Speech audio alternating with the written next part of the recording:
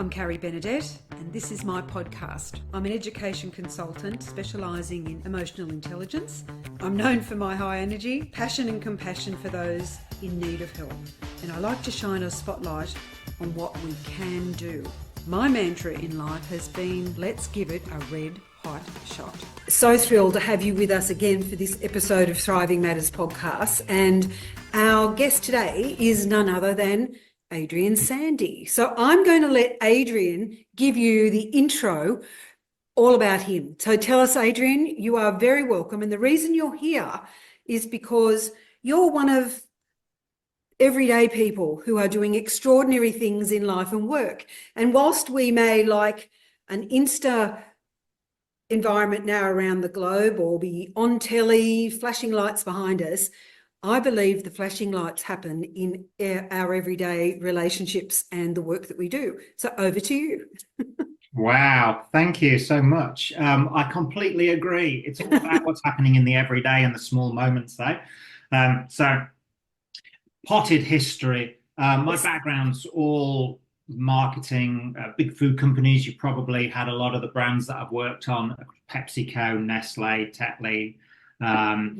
Big food, but over the last, probably my journey, my pivot started a few years ago when I said, look, I want to do something other than work in that space. So I set out on this journey of continuous learning, and I went into different industries like retail.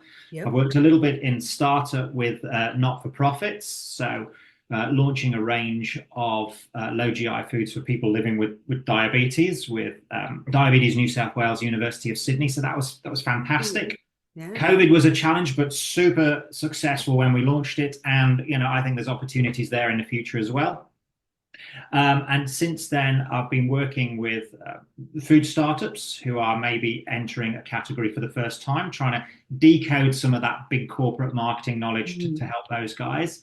And then at the moment, it's about saying, well, how can we take all this IP and help individuals? There are lots of people out there. They have so much passion. They have so many skills. They really want to make a difference in life. But I think they don't quite know what makes them uncopyable in the world. So how can we use some of that IP from the marketing world to give them some clarity, give them some tools for how to be really sharp on their perspective and communicate it? And more importantly than anything, give them the courage to make them believe that they can do it. And there's so much talent out there in the world. It would be an absolute crime to leave it wasted. So if I can do a little bit to help people release that perspective onto the world, then I'll be a happy man. So that's what I do, Carrie. What a beautiful lead in, because I love the notion. I think we should call this episode Be Uncopyable. Perfect. Okay. And listeners and Adrian, I've got a pen in my hand. So I'm one of these who write some notes as I go along just to trigger me, but also to trigger the thoughts and the reflections on what I can remember. So it's one of those little hacks that we all have about how we learn and how we retain what we want to keep stored up here. So if you see me with my head down or a pen, I'm still listening. All right. Got it. With the pen. Okay. Well, look, what a great history you've got there in your work life, because at the moment, since COVID, I am positive that anyone I speak to is really looking holistically at how they are living and working now and how that comes together. It has to. Nutrition, of which you're talking about, whatever product it is, nutrition is the essence of our whole gut-mind health, of which we know now that we're all the one being. We haven't got a separate gut health and a separate brain. We're all attached. Everything comes together. We're quite magnificent in a way. We're totally unique, and I think we're magnificent. And in being magnificent, we're part of a massive constellation. I like to talk about the twinkling stars, of which you're one of those, and our listeners are too. We all have days where we're thriving or things are going well, nice and neatly as expected. And then we've got other days that one little thing can actually set us into a different thought pattern, into thinking and even behaving differently. So we talk about the productive and the unproductive behaviours as well in this, Adrian. So Was there a time in your life that really made you turn around what your focus is now? So you're moving into, and I know you're having a bit of time to think about where you're going and what you're doing. Has there been something it could have been a mentor, a significant change in your life, perhaps it's an illness. There could be anything that has actually been a spark that's helped you really reassess or reflect so you can reboot, basically. Yeah, I would say there have been two. So the first one was probably 8, 9 years ago when, and I've described it a little bit in my content and said it's working in a job that I thought I loved, but didn't. And it took other people to kind of spot that for me and say, and it came through in the fact that I was a little bit going through the motions. I was doing a good job, but not a job that I would be proud of myself. And we had some really positive discussions and said, look, it's, in a nutshell, it's not quite working, for anyone. And it's, the cliche is that you kind of start to, over a period of time, realize you're probably climbing the wrong mountain. You're trying to get to somewhere. You're trying to, the corporate will get more money. You get a job recognition title, and you've probably been on that track for a while, and you lose a little bit of a sight for, well, what does that mean if you get there? And also, is that really where you want to go? So that was, I guess, a point where I took a step back and say, in order to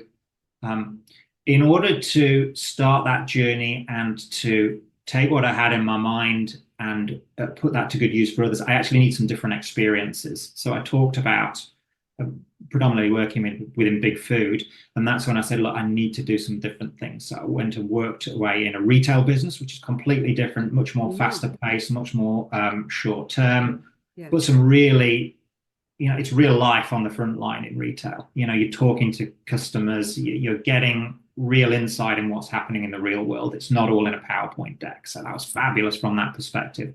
And then I did the startup work that I alluded to earlier, which was, you got to have some passion and belief, because if you don't have money, you just got to drive that through. Yeah. And you've got to compensate for your lack of budget with an over delivery of passion. Yeah. And you've really got to think outside the box and engage the people that are going to make this happen for you.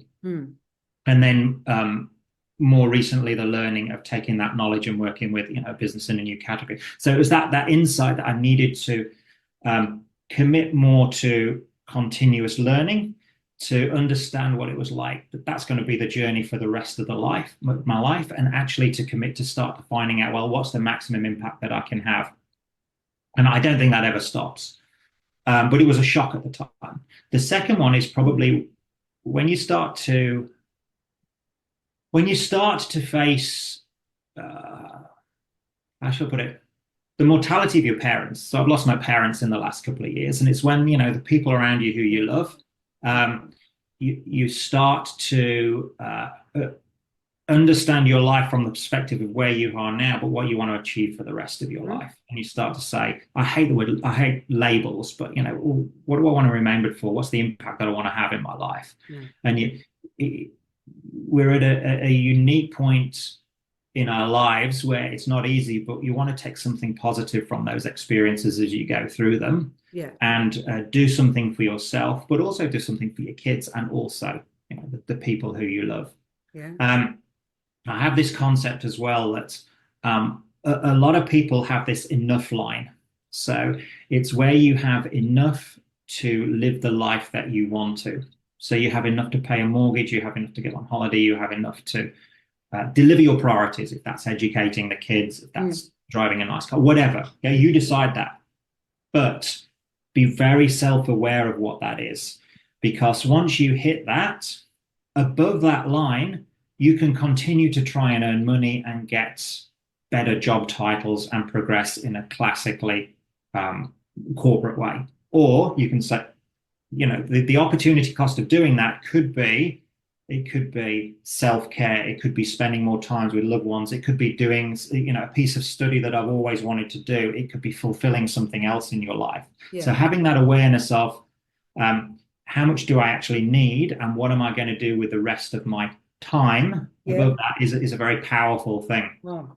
And You're it spot on, enables aren't us, you? it gives us the freedom to make choices in our life Yeah. that are going to enable us to deliver more impact and be more fulfilled ourselves. But it comes with self-awareness, and you don't necessarily have that. I didn't have it 10 years ago when I was, gunning on trying to earn more money for somebody else. Yeah. Well, it's a bit like watching the little mouse on the wheel going round and round and round. We can use lots of metaphors, but when you were talking about the enough, I just went, yes. And what's the cost of being above enough? Or how do you manage that so that you still have, there's not a cost, or that you manage it into something else? So, Yes. that's, I believe, the reason why people have outreaches, or they have charities, or they have not-for-profits attached to what they do.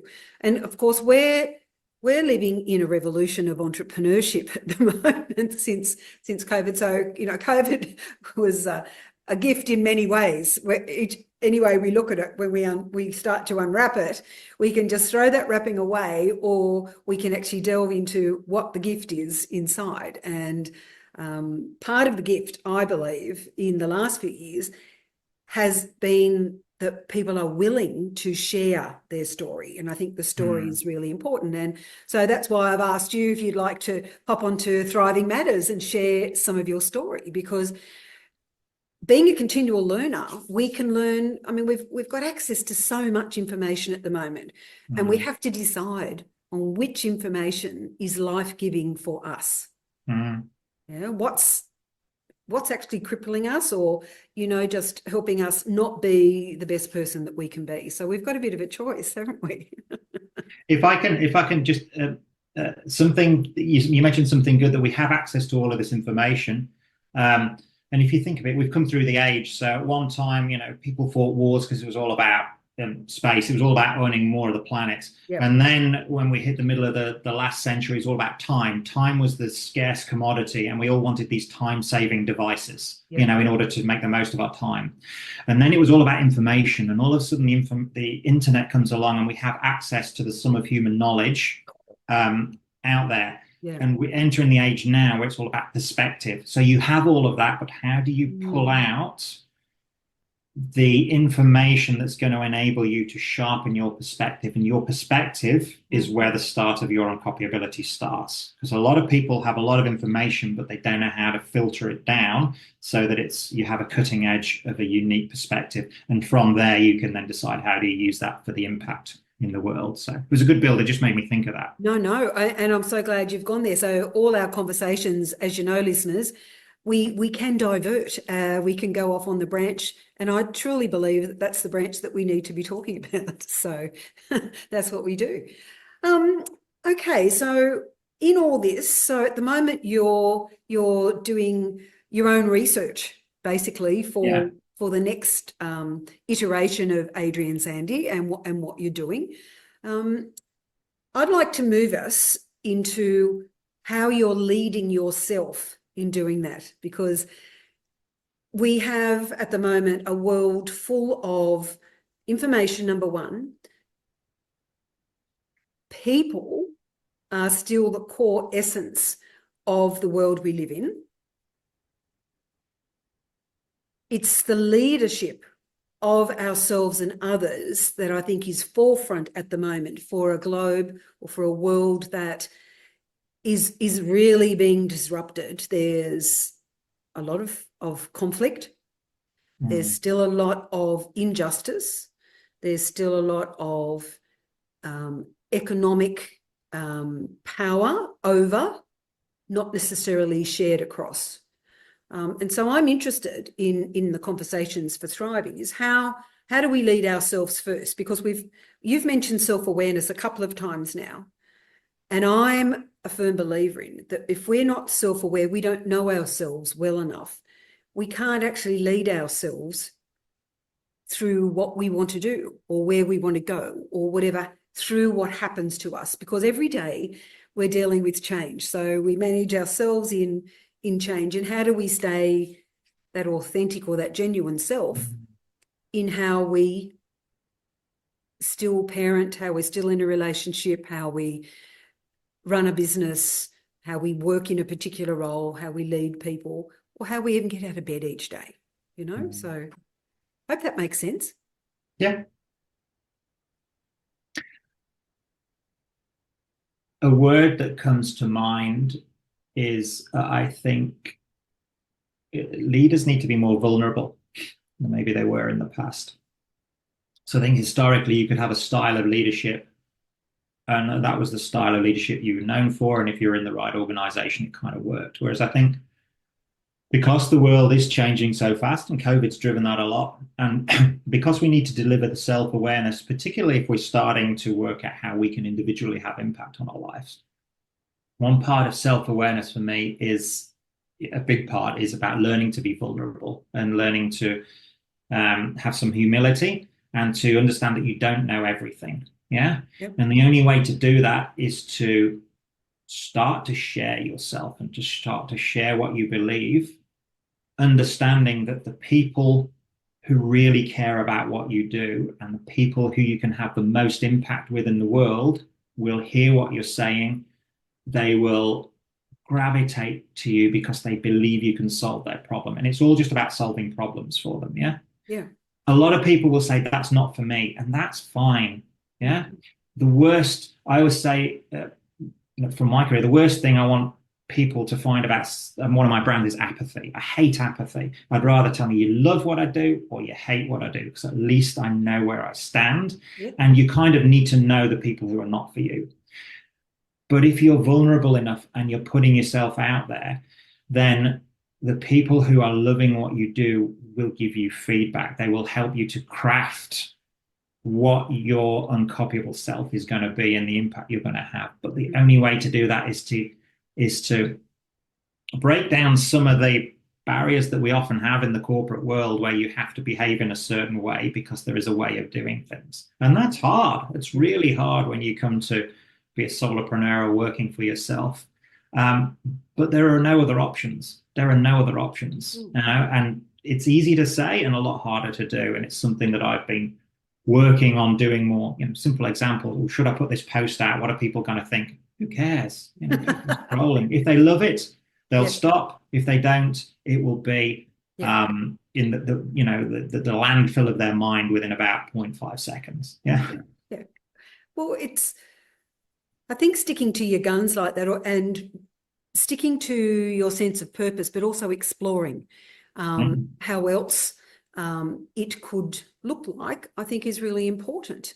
It's funny you mentioned the people that really resonate with what you do. Often they may not say a lot, they may not be as visible, but when you connect with them, that's usually when the gems come out. I had the good fortune to have a meal and a catch up with a girl that I have been basically a professional colleague over many years with the other day. And I was in her area and I thought of her and I just said, hey, do you want to catch up? And she goes, yes, please. You are the only person I want to speak to today. Yeah, nice. And at the end of the meal, she said, that was so fantastic. It's nothing like sharing a meal, because the other conversation comes with it, that realness about it's not all about work. So it was about us. It was about how life's going. And so we've known each other for a good 15, 20 years. There was a third person who couldn't make it. So we're missing them, but we just went, you know what? We understand when you run huge organisations like schools and colleges, this time of the year is pretty hectic. So we were able to get together, but not the third. But it was a couple of things that were said to each other, I think, that were the gems that make that meal, or that even that time. It doesn't matter what you eat, whether it's, an apple together, sitting looking at a view and having a chat. It doesn't have to be swish. It doesn't have to be grandiose. It's just the presence, PRESENSE, or is it CE? You're going to correct me. Yeah, but we can work on both. CE. We can work. Presence is the present. That's it. So I just think it's I think that's where the magic occurs, and that helps you when you're working for yourself and when you're doing basically like a reconnaissance in a way. You're tuned up to listen in, to hear. I think that's really quite critical. So what I know, Adrian, is that a lot of the work I've done with emotional intelligence and this notion of that we can't ever ceiling this. We just develop it and develop it more and more, and we apply it to different situations we're in. So when we're working with a group of people, we've actually got to have our antennas on as well. And so for leading others, so for leading ourselves, yes, we've got a few things that are lay down misère, what I'd call, things that you do every day to support that. So we'll get you to tap into that in a minute. So what do you do every day that you don't let go of, that you make sure you do at some point during the day? But then how do we then do that with other people? So leadership is about leading ourselves and leading others. So when I look around the world, usually people say to me, oh, you know, it's topsy-turvy at the moment. There's so many elections on around the world, political elections, of which get a whole lot of notoriety. They get a whole lot of publicity, closure. People watch them on every media channel. But, you know, there are people working in small teams, small businesses, in their families. They are leading others. So I'd like to sort of say, tell us some of the things you do that help you with the you part of leading and then the other part of leading. Sure. I have a look at the time that I spend in terms of 4 areas. So one is like self-care. One is the time that I spend with loved ones, with friends and family. One is growth. So this would be deep work that I'm doing on building my business and you know, having impact. And then the fourth one is kind of enablers. So this is maybe, you know, a block of learning that I need to do. Maybe it's connecting with other people. So it fuels the growth and the personal development that I want in my life. And I've started to track how much time I spent in all 4 of those areas. Most of it was in enabling, which suggested you need to tip from enabling into doing and saying, yeah, but what are you actually doing? Yeah. But the one that was really short was self-care. Yeah, really short. So I do believe that you have to look after yourself. I know you use the word wellness a lot, but really invest in that, because it's linked into how you're growing as well, and that your brain's working all the time, and if it's in a positive space, it's still working on the growth and where you want to go in the background, but it has to be healthy, and you can't barcode your life into work, play. It doesn't work like that.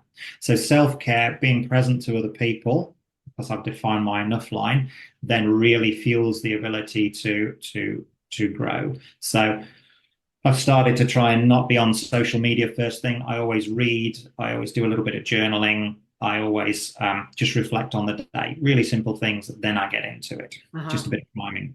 For other people, one of the things which stuck with me when I was working in bigger corporates was, it's called Blanchard, like situational leadership. So it's leading based upon the individual and the task in hand. So it's not having this ubiquitous leadership style. It's saying, who is this person? And also, what are the tasks that they're performing? So some tasks an individual might be perfectly competent at. I've got this, thank you. I don't need much help. Others, they may need your support on. So it just has a very look at task-based leadership on the basis of how much direction do you need to give them and how much support do you need to give them. And then depending upon the specifics of what their role is and what you want them to deliver, you adapt your leadership according to the task and the person. And I've always found that very powerful. And it's an open conversation with someone when you start to take them on board as part of the team and lead them forward. So that flexibility in leadership and having that open conversation early on has always delivered results for me. Well, it helps you get to know someone. And in those conversations, the gems usually drop, don't they? Exactly. The gems drop. I had a beautiful call with a lass in Colombo, Sri Lanka yesterday afternoon, on Saturday afternoon, actually. And you know, I'm thinking it's Saturday night here, 7 p.m. and it's 1 p.m. in Colombo. And I'm going, oh, Saturday night I should be out dancing, right? I should be out, whatever it is with friends. But what I found was I was really looking forward to, I met her in person just a couple of months ago, and she said to me, would you mentor me? And I said, let's talk about whether I'm the best fit for you. And so what happened after the session, I got this great message that said, I so much enjoyed that, Carrie. Thank you so much, blah, blah, blah. And I was able to say the same back. And I think that's what you're talking about as well, Adrian, is we can do for each other in when we're leading each other. Yes, we have an expertise, and that's the attractiveness for someone who is learning, is wanting to develop themselves. And she's reading 3 books at the moment. She's doing this and that. And I'm just going, all right, let's just start to pace this, because what you don't want is total burnout. You don't want total exhaustion. How do you thrive in a way with a pace that's going to suit the way you think, the way you work, what your culture expects, and what you're involved in? And it was just a beautiful occasion. So I thought, I can go dancing next Saturday night. Nice. You can. And Sunday. That's right. So tell me, where does laughter come into your work? I'm really curious about this, because often, we get so absorbed in the conversation because it really is meeting our heart space, right? And what we want to do. But I also know that to put a smile on your face, sometimes you've got to have a great sense of humor. And so do you have a favorite comedian? Where do you get the laughter from? Oh, yeah, I have a lot of great comedians. I'll go to a quote, and it was about a comedian called Sean Locke. It really strikes a chord. It's a British comedian. He died a few years ago. Yeah. He was saying, great comedy is like opening a tiny door in your brain that you never knew existed and walking through. It was by a writer called Simon Blackwell, I think. And that's what humor is, because there's all of, you have all these experiences, but when someone finds a tiny door in your brain and opens it and brings a memory out that fits with something that they've said, that's where humor is so rich. And it goes back to the little gems in life, the little truisms that we glance over, but all of a sudden there's so much potential for humor, or also for inspiration in there as well. Yes. Yeah. Yeah. So I think that's very powerful, and obviously it's used a lot in advertising as well. So a lot of my career has been working in advertising, and the role of humor in advertising that's starting to it lowers the stakes, in that you take people's guard down in order for them to get the message across. Yeah. So once people are laughing, then some of their natural defenses are down a little bit, and then it's about being relevant with them. And that might just be to make them laugh and to have a great time, or in the case of advertising, it might be an opportunity to get your message across. So that's the kind of like the technical answer. I mean, the other answer is just life's too short not to. Seriously, I know that there's a lot of science behind laughter, and a good friend of mine, she practices laughter yoga, which is apparently how, the science of how laughing every day can really help your wellness and your well-being. So that's something that she does, which is really powerful, tapping into the science behind laughter and the science behind humor, which kind of makes a lot of sense of how I view it. But if you can, if nothing else, if you can just put a little smile and create a little moment of joy in someone's day, that's perfect. If you can get some insight on the back of it, then that's, the gold spot. Yeah. Because there's so much information out there. 5,000 messages a day people are asked to comprehend. It's way too much, and most of them are exactly the same. So if you can make those 1, 2, or 3 cut through, and humor is your sword to help you do that, that's what you need. I grew up on the goodies, all that sort of stuff. There are a few inappropriate ones I'm not going to mention now, because I think we all know who that is. That's right. But I have a thing for Michael McIntyre. And I just think for every day, for looking at your everyday life, sometimes you just couldn't script what happens. especially when you get a Minecraft lesson from one of your grandsons. And I said, will you teach me? This is a little while ago. Will you teach me? I've never played it. Okay.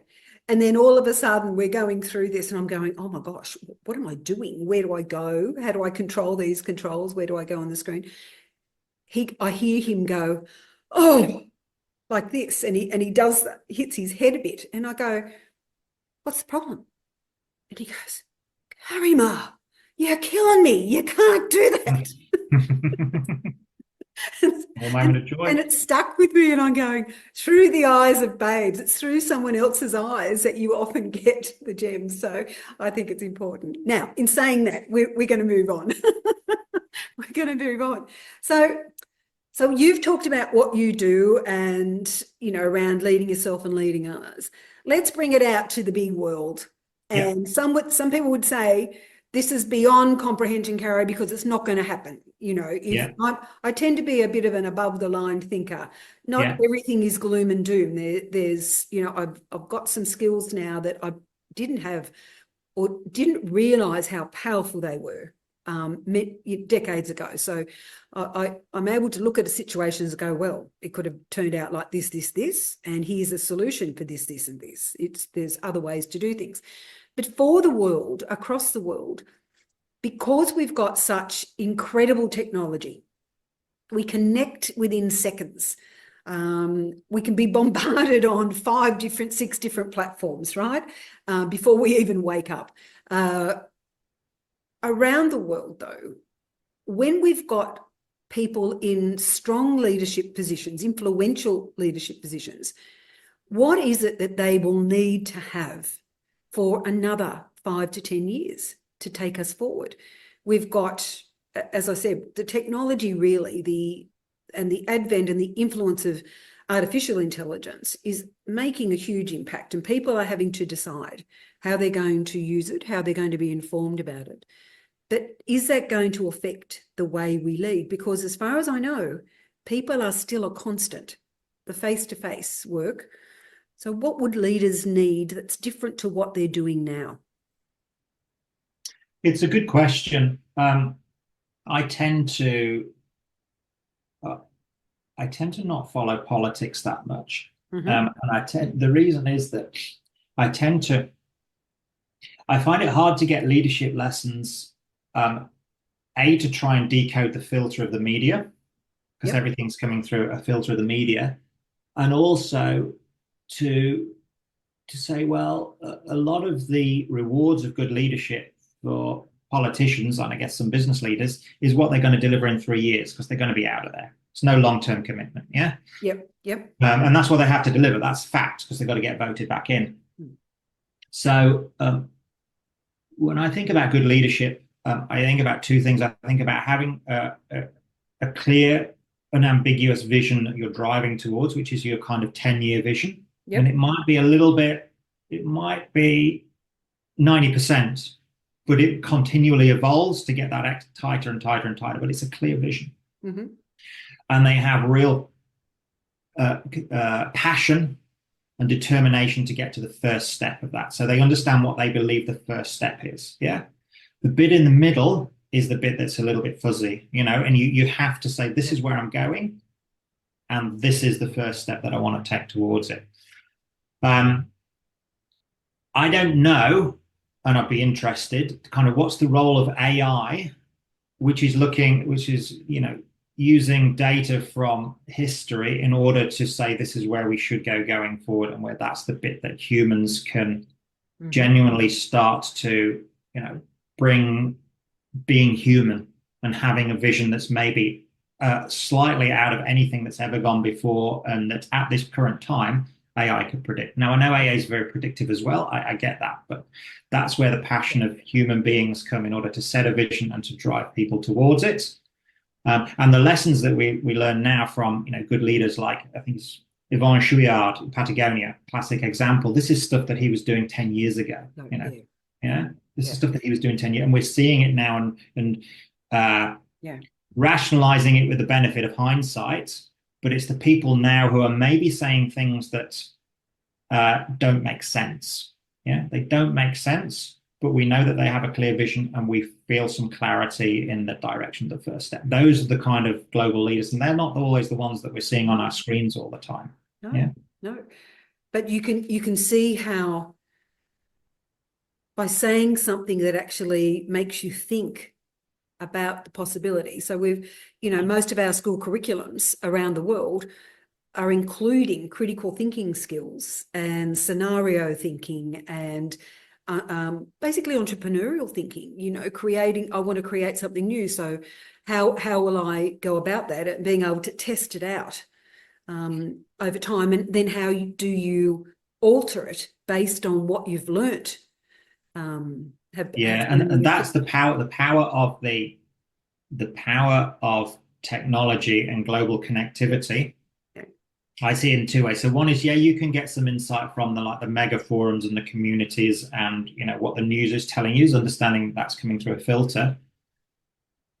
But what you can do is you can use it to find people who will shape your thinking.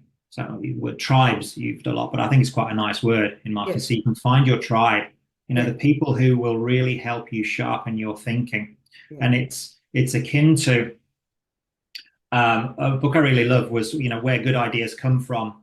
And it talks about the big growth in innovation in the UK in the 18th century coming from the coffee shops. When coffee shops started to come together, and they were called penny universities, because all of a sudden people, big thinkers from different spaces could come and collide ideas. And those ideas could fertilize innovation. And the internet is that space. It's like a coffee shop. You just have to walk into the coffee shop and start to have the right conversation and try and get a group of people who are going to sit around with you and start to build that idea. And we have that opportunity. We're in a worldwide coffee shop at the moment. It's beautiful liquid network, but we have to put in the hard yards to be vulnerable, to share what our vision is, to start to get people who think like that, and just getting one person and then two people and start to build the movement like that.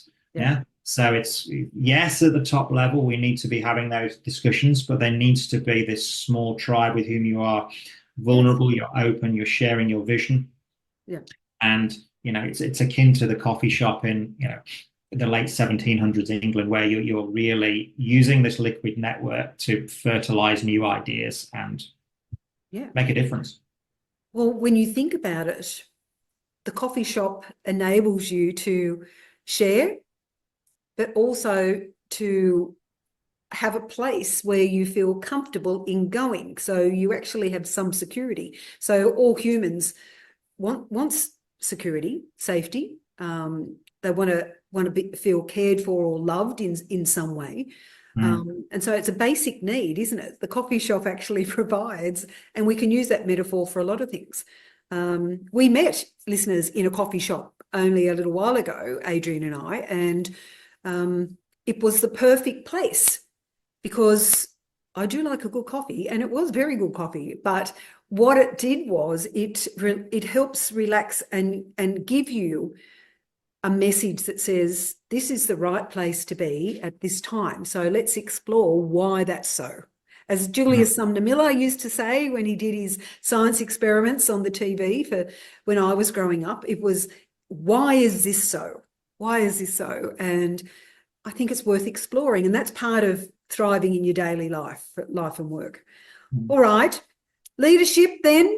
And I'm not saying political leadership is the be and an end all, but what it has been doing, it has been consuming the information that we're getting out in a large public arena.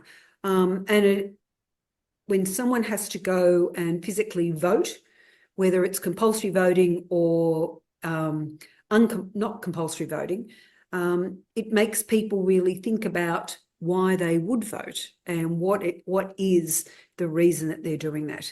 And so we can use the coffee shop as the way we vote to be involved with people, to think things through.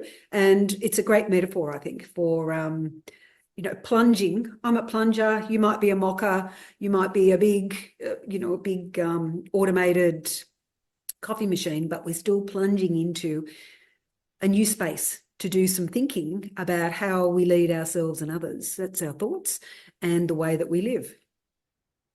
Okay. Spot on. Adrian. Adrian, what haven't we talked about that you'd like to talk about? You know, where the conversation of just, you know, we're talking about this. There's something that I guess if I talk a little bit about the pillars of what I do and see whether that strikes a chord with people, is that I think that there are three areas that leaders can benefit from as they become self-aware as they go forward, particularly if they're leaders who are working out how to lead in different contexts. So maybe they're coming from corporate into a smaller organization, maybe they're changing a category, maybe they want to go out and, you know, they've hit a pivot point in their life and want to do something for themselves. And once again, taking a lot of the insights that I've had from my professional career and trying to repurpose it and simplify it, I see there's three key areas. And one is, first of all, getting clarity. You know, it's getting clarity. And for that, it's just taking a step back. And often it's getting really in tune with who you are, being self-aware of what your passions are, what your skills are, which might have been masked, but also what's the difference you want to make in the world, and what's the problem that you want to solve and for whom. And this is very akin to how you would go about working out how to launch a new brand. What's your category? What's your point of difference? Yeah. But it's getting that clarity and this voyage of discovery, and enjoying going on that voyage of discovery as well. Yeah. And there are frameworks that can help us do that, but it's to really, I often find it's about stripping away the stuff that's not you. So there's a great analogy, like Michelangelo, there's a sculptor, and someone was asking him once, you know, how he saw a block of marble, and he says, well, how are you going to sculpt a lion? I think it was, from this block of marble. And he says, well, I'm going to chip away everything that doesn't look like a lion. And that's kind of the process of rediscovery, is how we take this block of marble that's got all of this complexity around us from the last 20, 30 years, and we start to remove the stuff that doesn't add value to us so we can get back to who we are. Yeah. The second part is, well, we've got that clarity, but we need to be able to kind of communicate that. We need to be able to sharpen our language. So this is in the realm of, in the corporate world, what a lot of agencies, you know, advertising agencies, would do. And it's how we take that message and we write it in a way that makes people, oh, that's a little bit different. That's a little bit different. So what we're trying to do is create a language that makes it sound as though it's a completely new category. But people don't want you talking about yourself. They want you talking about the problems that you can solve for them. Mm-hmm. Yeah. So what you do is you take the essence of who you are and you create a whole series of little micro scripts, and you use that to work out which ones strike a chord for the people you want to make a difference with. So a great example of a new category that's emerged recently is an air fryer. Yeah, basic one. So fryer, hey, this is going to be quite tasty, but probably not that permissible. Air, oh, that sounds healthy. Boom, new category, air fryer. Yeah. So we created this new category that is, all of a sudden, everyone kind of understands what it is, but it didn't exist before, but they feel comfortable. Yeah, you're frying with air. Don't need to understand the tech, but hey, it works. Yeah, so it's how you create new category language around that, and that's how you do that for yourself. A friend of mine on LinkedIn, he describes himself as a midlife pivot coach. Yeah, I thought that's beautiful. You know, midlife, okay, tells me my age. Pivot, okay, I'm going to change. Coach, he's going to help me. Beautiful language. Yeah. And then the third area is about courage, and this is probably the trickiest one. It's how you have the courage to go out there and believe that you can have the impact that you want to have in your heart. And, you know, look, I think it's just about mixing with people who are in your tribe. It's having lots of coffees. It's being inspired. It's having people there to support you when you don't feel as resilient as you should be. It's getting examples of people who have done what you have, and maybe they're 2 years ahead of you. Yeah. And it's being in the right community to support you on that journey. So clarity, communication, courage, I think, are the steps, and depending upon the individual and how they want to evolve their leadership impact in the world, those are kind of the three areas that I would work with. 3 C's. The 3 C's. So listeners, you've just heard 3 C's. If this is where you are at the moment, or you're thinking about what you're going to be doing, have a check-in with Adrian. You'll find him on LinkedIn.